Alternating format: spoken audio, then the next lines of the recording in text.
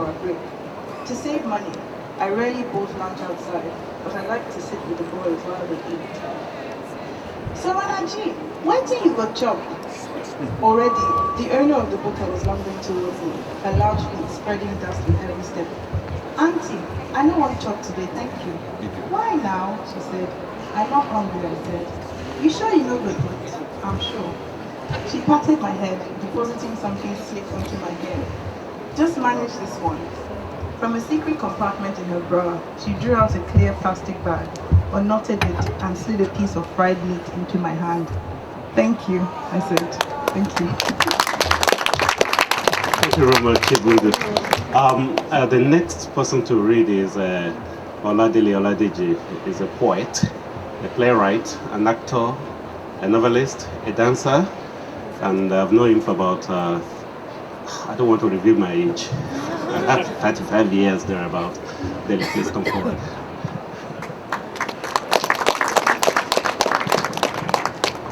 Thank you so much. I'm pleased to be in the midst of my fellow Nigerians today after such a long time. And I'm going to read from my book of poetry entitled Chasing the Void and Other Poems. So just bear with me. The first one I'm going to read is entitled Strikes. One strike, two strikes. One strike, two strikes, and one more. One strike, two strikes, and some more. Two strikes, one strike, two strikes. Some more strikes, many more strikes, so many strikes. One more strikes, many more strikes. A string of strikes, strikes, just too many strikes. Bang! No more strikes. Either one or two, not many. No more striking, no more strikes. Not a bang, no more banging, no more strikes, no more.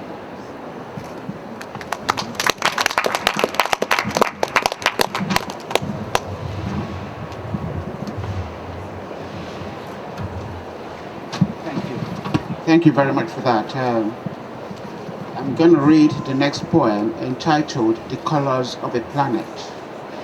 The earth is round, there are seas and oceans. The mountains are high, the valleys are low sometimes. The sun shines over us, the moon cries, its tears showering us, its fullness protecting us humans. It's milky, creamy yolk covers us like an umbrella, the darkness begging us to be seen. The planet is red, sometimes we see it blue. Another time it becomes yellow, somewhere else the planet is brown. It has peoples, it has plants. Different species of animals graze its food. Its natural forces display prowess. Many challenge its versatility. Some just sit back and others observe the changes. Babies that get born, as people get old and gray, they then die. Fade away, some get older and see red. Some get older and see the color blue. Some see the darkness, some are just coming out of darkness. It's God's beckons us to his own prowess, his own followers. It's religion struggle to find his own space. Some dress in pink, some in white, some multicolored outfits, and some just dress normal. We see red, we see blue, some people see pink, and some see nothing at all. We try to reconcile, some refuse to reconcile. Some pray, some do not pray at all, and some just drift along, negatively or positively. I see black, some see the color black, some do not see at all. We cry, we laugh, some are in pain, some do not feel it at all, pain or love. Some feel love, the pure color of love, poignant, real love, deep love, the redness in love. It's politics, are sometimes real, sometimes not true. Power fails, power conquers. Sometimes power is shared, and sometimes it's not power. I see yellow, I see brown, sometimes pink. Sometimes I see one day, So how is the business being balanced? How is it affecting the I think the no tears, no screaming, just in darkness. gentle sleep. A flash of light and a gentle sleep to say good night. The planet gradually in shape, size and distance evolves itself, and we, as created here Lambicans, call gently from our slumber to be greeted by a new day, a new beginning, a new universe. Thank you very much, Dele. Yes. I just have two readings for you, but just to emphasize the importance of this evening. Not many people know that the Port Harcourt, Nigeria, which is going to be World Book Capital from April, is actually just 101 years old. So it's actually very notable that we are having the World Book Capital as we start the new centenary. The next poet I'm going to call is another poet I've known for some time. She's just published a collection of poetry called Sea Salt in the Sea. That's Funmi Adewale Krushkoshka. She's going to read two poems. One. Good afternoon. The title of the poem is After That, Then. I had forgotten what eternity was like, loitering as I was at the doorposts of time. I had forgotten eternity because time is so much louder. The force of time is the force of realization. Eternity is subtle. She moves silently in spheres. Time moves sharply like arrows piercing the heart. My mother told me in the space of my lifetime, she squashed my grandfather's coronation, her father's festivities, several farmsteads, and hope crystallized by ritual into two-bedroom flats in Lagos and London south of the river. The reason ghosts pressed against the window panes, beckoning me beyond the balconies, only to fall silent when I reached the edge. Anyhow, the legacies and genealogies are now written. No more fear of forgetting them. No more need to remember them. Empire becomes Hamlet. Hamlet becomes highway. Highway becomes hallway. The morphing landscape from this majestic mountain view spans Benin, Rome, Mali, Samaria, all. The sun is rising above our garden. Let us have breakfast. After that, we will take a walk. Then we will work. Then we will help each other. After that, we will ease ourselves. We will sing and dance and worship. We will laugh and chat. Then sleep. After that, then. Thank you.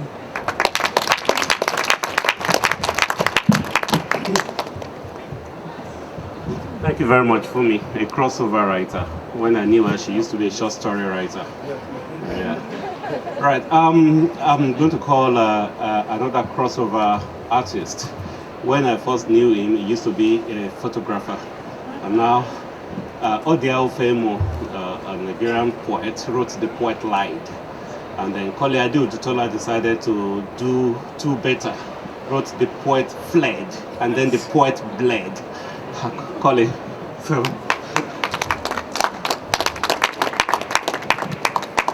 When I say Eriwo, you all say, yeah.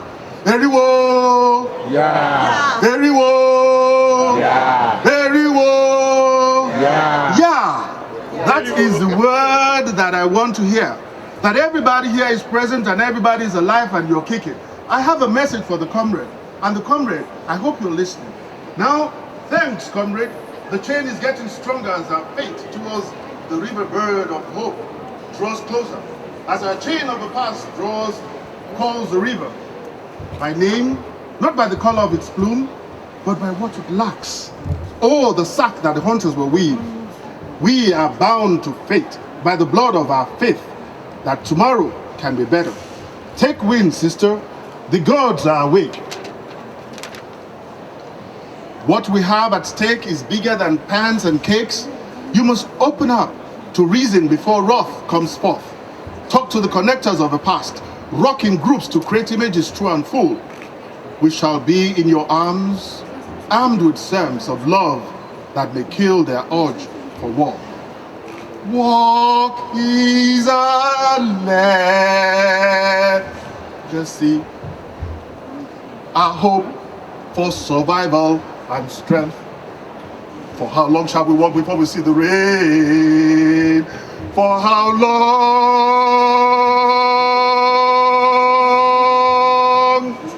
For how long before we see the end of a race?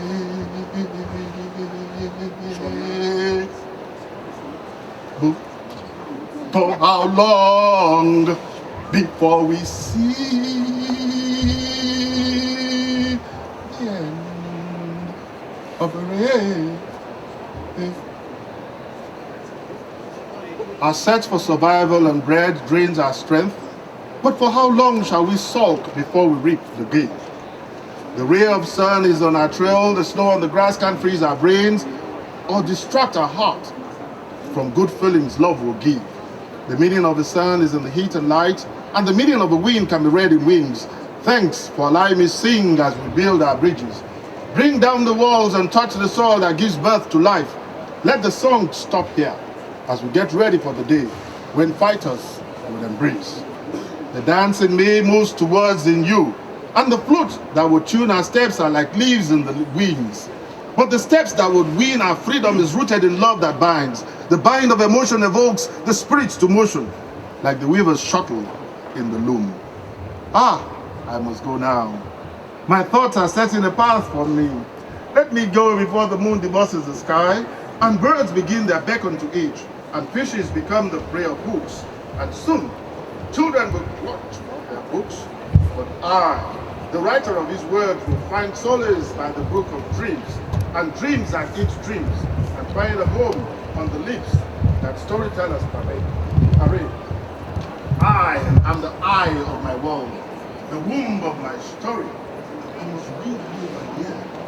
Someday, I will say, some other day when the moon bounces along the stick. Eriwo! Yeah! Eriwo! Yeah! Eriwo! Yeah! Ayagbo, Ayato, I'm done.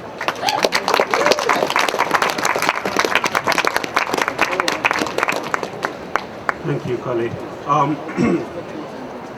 We have 3 more segments, and the next segment is the one we creatively called Conversations. It's supposed to, actually it's going to look at the African writers, African literature and arts, past because it's centenary of Nigeria's being a nation.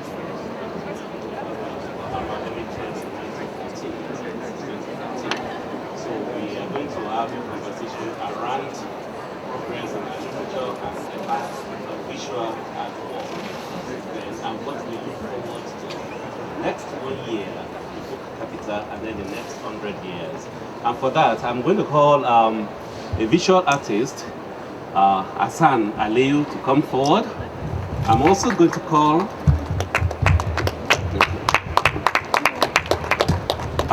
another writer. She is also one of those crossover writers. When I knew her, she used to be a poet, and then she wrote a novel which my daughter creatively called "The Secret Wives of Baba Shaggy's Lives." But actually, the title is "The Secret Lives of Baba Shaggy's Wives." Relation.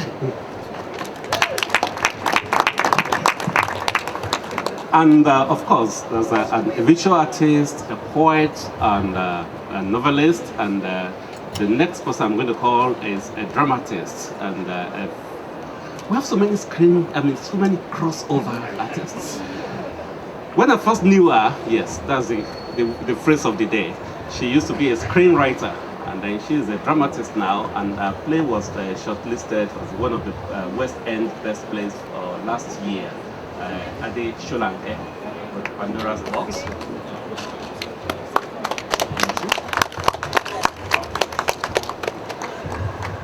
And of course, the poet you've just listened to, Kole Adeodutola, if he hasn't disappeared.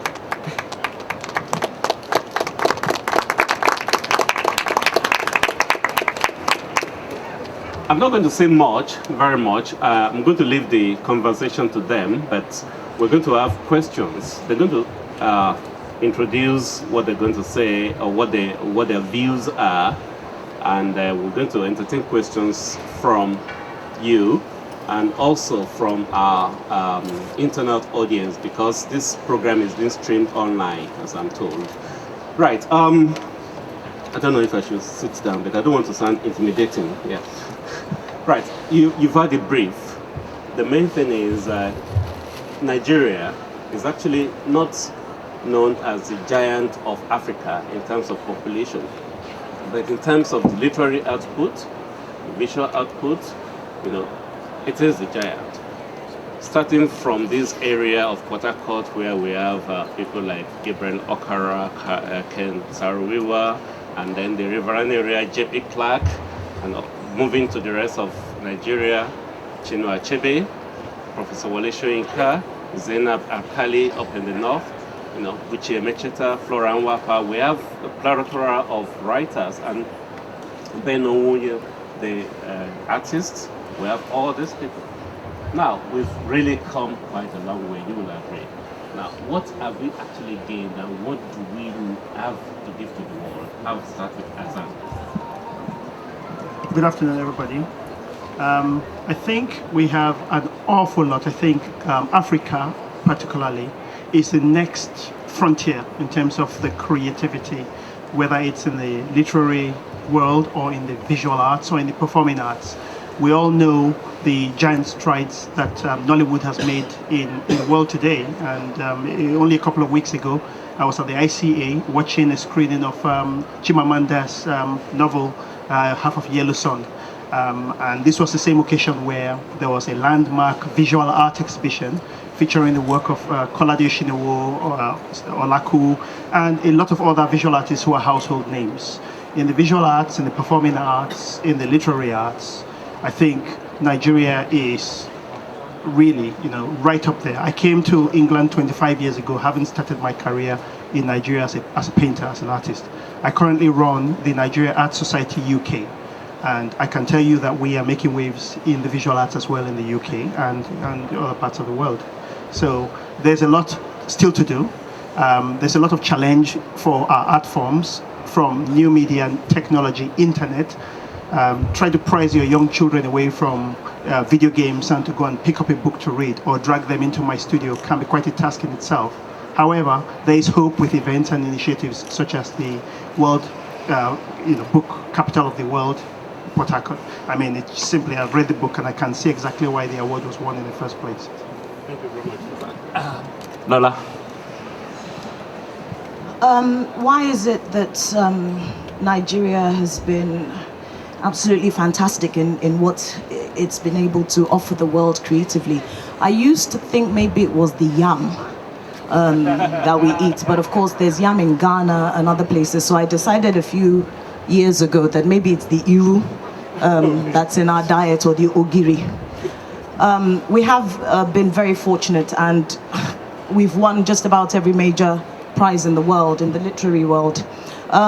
I don't really, I'd rather focus on what we shouldn't offer the world. Looking back at the first generation of Nigerian authors, I think they had the courage to explore and to interrogate Nigerian culture, our traditions, our traditional practices. And I think somewhere along the way, it does seem that now, as a country, we seem to have forgotten exactly who we are. Hence, for instance, you have this massive wave of homophobia that's kind of Nigeria, the giant of Africa. I mean, you've heard about the new laws, and I think it's just a crying shame for somebody like me as a Nigerian author. It's something that I read and I was so ashamed of this. This is not, we don't want the world to remember us for our fundamentalist thinking and for our intolerance. What we would like is for the government to create for those who don't have the opportunities, an enabling environment where people can write what they want to write, and where they again are brave enough to talk about the things, the many things about our culture that we really should be having deep and meaningful conversations about. And literature is just a wonderful tool in achieving this. It works indeed. Yeah, that is coming from home, if I may say so. But the next two people on the panel actually they have the home experience, but they have the more recent outside home experience. I prefer to use that phrase, outside home. I'll go to the next Ade to see what she has to say about that, especially having written and worked in the British system.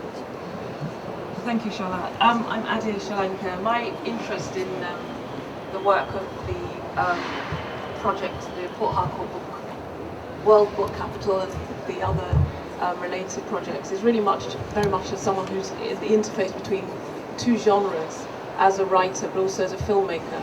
I'm very excited, particularly by the prospects of creating more value in Nollywood or in Nigerian film generally, because I think the literary landscape is offering so much material that is ripe for development and adaptation in those formats. My background is, yes, being raised here, but I also spent time working in Hollywood in America, and I've been very excited by the audiences that are growing for particularly Nigerian stories, Nigerian films. I'm working with Tule Kalani at the moment on a project which has been an adaptation. So I'm very, very excited to look at ways prose and other recorded media can work together to really grow the audience for African stories. Thank you. Okay, yeah, well, he's just introduced me. I'm actually a university teacher of Yoruba language at the University of Florida in Gainesville. And though you see Port Harcourt there, but it's also called the Garden City. And if you look at the end of garden is the Eden. And that's why those who gave them this World Capital thing, they were thinking of the Garden of Eden. And this is the Garden City, and they have a book, and there's capital derived from books. Having said that, my contribution will be that we have the Vice Chancellor of Basu, who is very, very knowledgeable about oral literature. One of the things that you will start to notice very, very soon is the fact that orature, an aspect of our lives of our production that have actually not made it into the global commons, is one thing that has gone into text. There's been a lot of orality in what you read in our literature. There are a lot of oral performers that have not been celebrated. But I promise you, I swear to God, that in the next 5 years, you're going to start to hear about these performers because of a new technology, or because of people like Lukman Sanusi and the Bubbles FM, will make it possible for people who perform and don't write.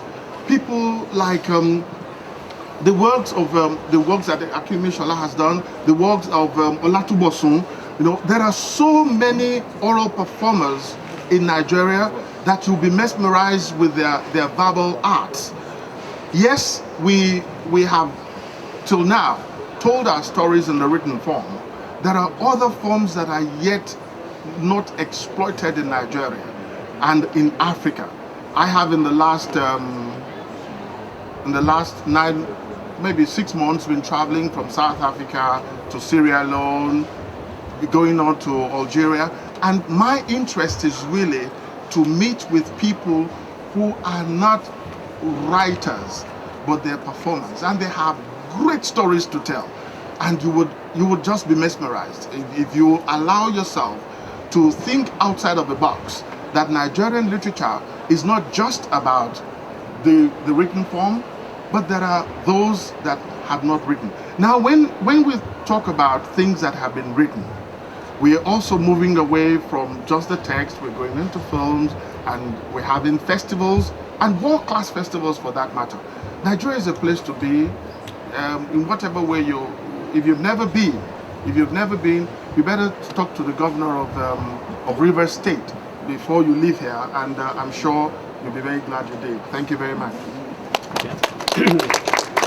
Thank you very much. I'm going to pose a question which is I've been ruminating about, which is concerning what you expect of Port Harcourt as World Book Capital for this coming year.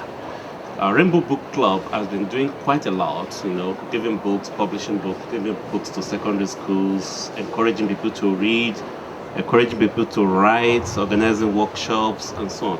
So, and then also publishing. So, they are on the right path in that. What else do you think they could do to actually make not just Port Harcourt, but Nigeria greater than it is?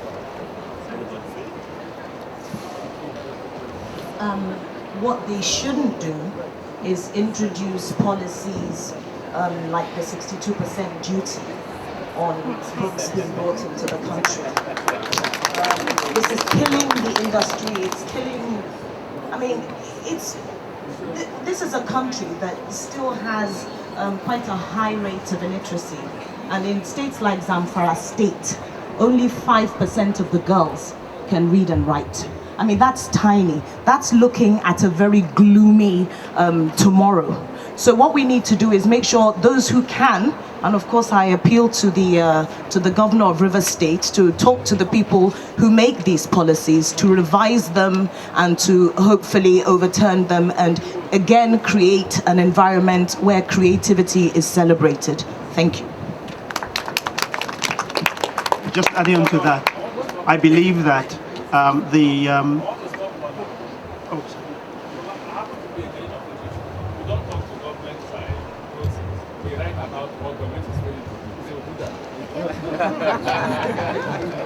about $20 billion corruption. If we get that money, it will graduate not millions of girls. So you need to write about what we lose, the number of hospitals we are able to build with the $20 billion. If you write that, then we proceed.